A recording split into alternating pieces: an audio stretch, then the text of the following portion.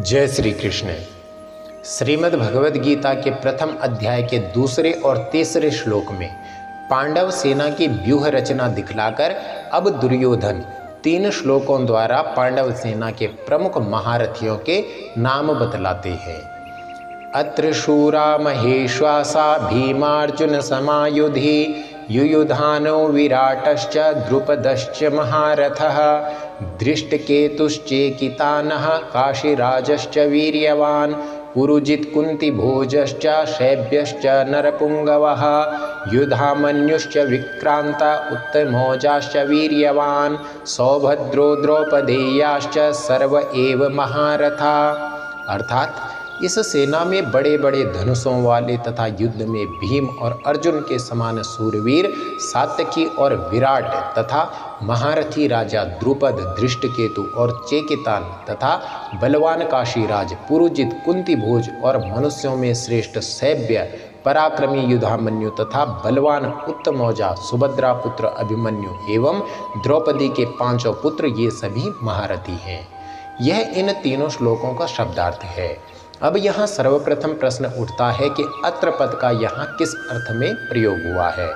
तो इसका उत्तर है कि अत्र पद यहाँ पांडव सेना के अर्थ में प्रयुक्त है। दूसरा प्रश्न है कि युधि पद का अन्वय अत्र के साथ न करके भीमार्जुन समा के साथ क्यों किया गया है। तो इसका उत्तर है कि युधि पद यहाँ अत्र का विशेष्य नहीं बन सकता, क्योंकि उस समय युद्ध आरंभ ही नहीं हुआ था। इसके अतिरिक्त उसके पहले पांडव सेना का वर्णन होने के कारण अत्र पद स्वभाव से ही उसका वाचक हो जाता है, इसीलिए उसके साथ किसी विशेष्य की आवश्यकता भी नहीं है।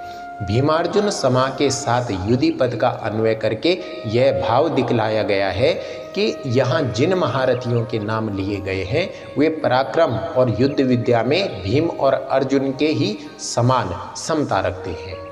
अगला प्रश्न होता है कि युयुधान, विराट, द्रुपद, धृष्टकेतु, चेकितान, काशीराज, पुरुजित, कुंतीभोज, शैब्य, युधामन्यु और उत्तमौजा कौन थे, इसे विस्तार से समझें। अर्जुन के शिष्य सात्यकी का ही दूसरा नाम युयुधान था। ये यादव वंशीय राजा शिनी के पौत्र थे।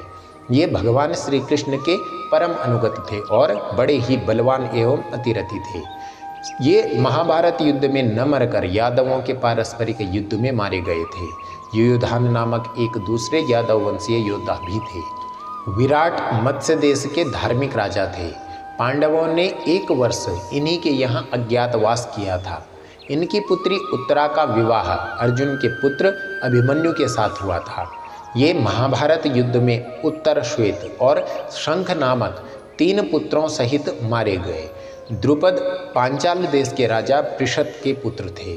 राजा पृषत और भरद्वाज मुनि में परस्पर मैत्री थी। द्रुपद भी बालक अवस्था में भरद्वाज मुनि के आश्रम में ही रहे थे। इससे भारद्वाज के पुत्र द्रोण के साथ इनकी भी मित्रता हो गई थी। पृषत के परलोक गमन के पश्चात द्रुपद राजा हुए। तब एक दिन द्रोण ने इनके पास जाकर इन्हें अपना मित्र कहा।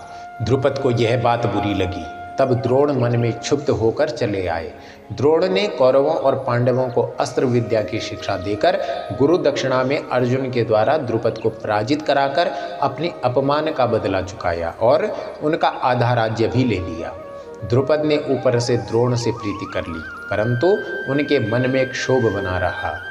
उन्होंने द्रोण को मारने वाले पुत्र के लिए याज और उपयाज नामक ऋषियों के द्वारा यज्ञ करवाया। उसी यज्ञ की वेदी से धृष्टद्युम्न तथा कृष्णा का प्राकट्य हुआ। यही कृष्णा द्रौपदी या याज्ञसेनी के नाम से प्रसिद्ध हुई और स्वयंवर में जीतकर पांडवों ने उसके साथ विवाह किया। राजा द्रुपद बड़े ही सूरवीर और महारथी थे। महाभारत युद्ध में द्रोण के हाथ से इनकी मृत्यु हुई। धृष्टकेतु चेदी देश के राजा शिशुपाल के पुत्र थे। ये महाभारत युद्ध में द्रोण के हाथ से मारे गए थे। चेकितान वृष्णिवंशीय यादव महारथी योद्धा और बड़े शूरवीर थे। पांडवों की 7 अक्षौहिणी सेना के 7 सेनापतियों में से यह एक थे। ये महाभारत युद्ध में दुर्योधन के हाथ से मारे गए। काशीराज काशी के राजा थे। ये बड़े ही वीर और महारथी थे। काशीराज का नाम सेनाबिंदु और क्रोधहंता बतलाया गया है। कर्ण पर्व अध्याय 6 में जहाँ काशीराज के मारे जाने का वर्णन है, वहाँ उनका नाम अभिभू बतलाया गया है। पुरुजित और कुंती भोज दोनों कुंती के भाई थे और युधिष्ठिर आदि के मामा होते थे। ये दोनों ही महाभारत युद्ध में द्रोणाचार्य के हाथ से मारे गए। शैब्य धर्मराज युधिष्ठिर के ससुर थे। इनकी कन्या देविका से युधिष्ठिर का विवाह हुआ था।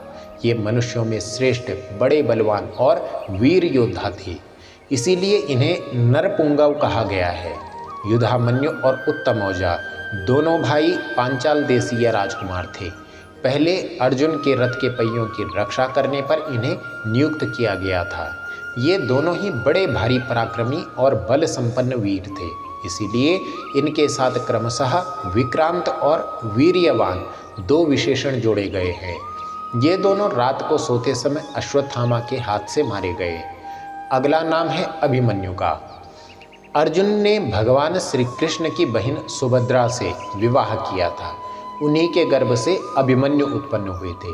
मत्स्य देश के राजा विराट की कन्या उत्तरा से इनका विवाह हुआ था। इन्होंने अपने पिता अर्जुन से और प्रद्युम्न से अस्त्र शिक्षा प्राप्त की थी। ये असाधारण वीर थे। महाभारत युद्ध में द्रोणाचार्य ने एक दिन चक्रव्यूह की ऐसी रचना की कि पांडव पक्ष के युधिष्ठिर, भीम, नकुल, सहदेव, विराट, द्रुपद, धृष्टद्युम्न आदि कोई भी वीर उसमें प्रवेश ही नहीं कर सके। जयद्रथ ने सबको परास्त कर दिया। अर्जुन दूसरी ओर युद्ध में लगे थे। उस दिन वीर युवक अभिमन्यु अकेले ही उस व्यूह को भेद कर उसमें घुस गए और असंख्य वीरों का संहार करके अपने असाधारण शौर्य का परिचय दिया। द्रोण, कृपाचार्य, कर्ण, अश्वत्थामा, बृहद्वल और कृतवर्मा इन 6 महारथियों ने मिलकर अन्यायपूर्वक इन्हें घेर लिया। उस अवस्था में भी इन्होंने अकेले ही बहुत से वीरों का संहार किया। अंत में दुशासन के लड़के ने इनके सिर पर गदा का बड़े जोर से प्रहार किया, जिससे इनकी मृत्यु हो गई। राजा परीक्षित इन्हीं के पुत्र थे। अब प्रश्न होता है कि द्रौपदी के 5 पुत्र कौन थे? तो इसका उत्तर है कि प्रतिविंध्य, सुतसोम, श्रुतकर्मा, शतानीक और श्रुतसेन ये 5 क्रमशः युधिष्ठिर, भीमसेन, अर्जुन, नकुल और सहदेव के औरस और द्रौपदी के गर्भ से उत्पन्न हुए थे। इनको रात्रि के समय अश्वत्थामा ने मार डाला था। अगला प्रश्न है कि सर्वे एव महारथा, इस कथन का क्या भाव है? तो इसका उत्तर है कि शास्त्र और शस्त्र विद्या में अत्यंत निपुण असाधारण वीर को महारथी कहते हैं। जो अकेला ही 10,000 धनुर्धारी योद्धाओं का युद्ध में संचालन करता हो। एको 10 सहस्राणि योधयेद्यस्तु धन्वीनाम शस्त्र शास्त्र प्रवीणश्च महारथ इति स्मृता। दुर्योधन ने यहाँ जिन योद्धाओं के नाम लिए हैं ये सभी महारथी हैं, इसी भाव से ऐसा कहा गया है। प्रायः इन सभी वीरों के पराक्रम का पृथक पृथक रूप से विस्तृत वर्णन पाया जाता है। वहाँ भी इन्हें अतिरथी और महारथी बतलाया गया है। इसके अतिरिक्त पांडव सेना में और भी बहुत से महारथी थे, उनके भी नाम वहाँ बतलाए गए हैं। यहाँ सर्वे पद से दुर्योधन का कथन उन सब के लिए ही समझ लेना चाहिए। जय श्री कृष्ण।